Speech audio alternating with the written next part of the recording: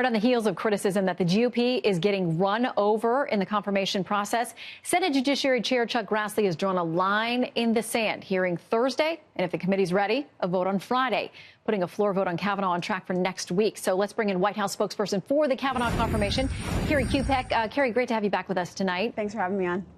All right, I want to play something today that the president had to say about the second accuser who came forward to talk about Judge Kavanaugh. Here's what he said, and then we'll talk about some reaction.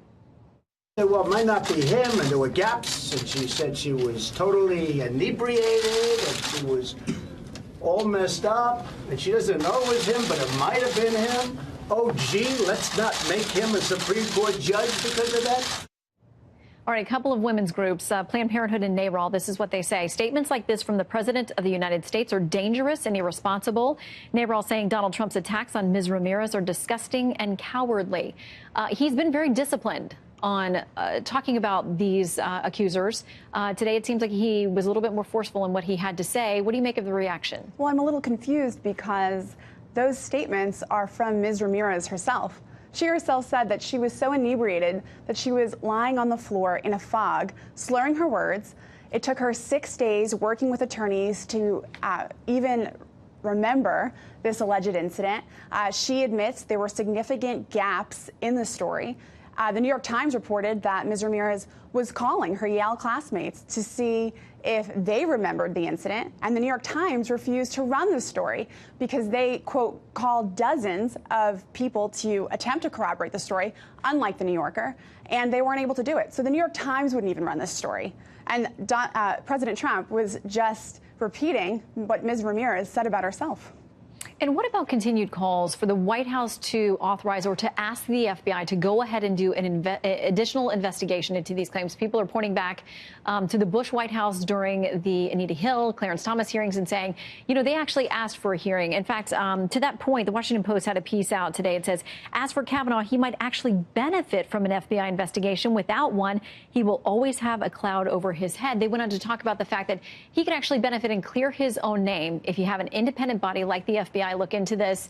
Will the White House change position on that? Well, I'd like to quote Joe Biden on this one. Let's go back to 1991, where he very forcefully told Clarence Thomas, who was then a Supreme Court nominee, that FBI clearances, background checks, because that's what we're talking about, that they're not conclusive, that they present what he said, what she said, and that's it. And that's what the FBI has done here. In fact, they have conducted 6 investigations, 6 clearances, 6 background checks on Judge Kavanaugh since 1993 that covered his time at Yale. This allegation never emerged, and the Senate Judiciary Committee is doing their job. They're holding this hearing. They want to get to the bottom of this. The American people want to get to the bottom of this.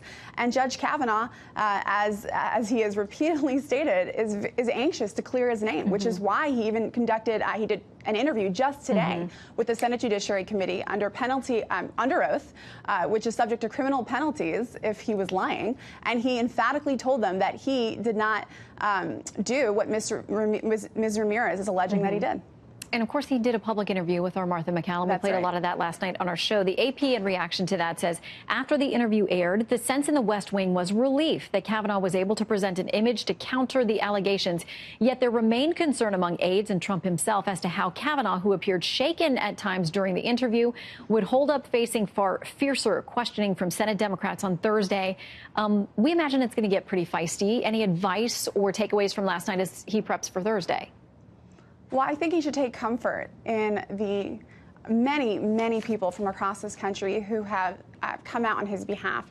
There was a press conference in Washington, D.C. just a few days ago where close to 100 women who personally know Judge Kavanaugh spoke to his incredible treatment of women. This included past high school girlfriends. This included former staff, former colleagues. There are so many letters submitted to the Senate Judiciary Committee on his behalf from these women and so many others. This is a man who is loved by so many. He has impeccable credentials. He has an incredible reputation. And I can't think of a more qualified human being to be our next Supreme Court justice. Well, the public will get a look at both he and Dr. Ford on Thursday, if she indeed shows the Democrats expressing some concern that she may not. In the meantime, Kerri Kupec from the White House, thank you very much.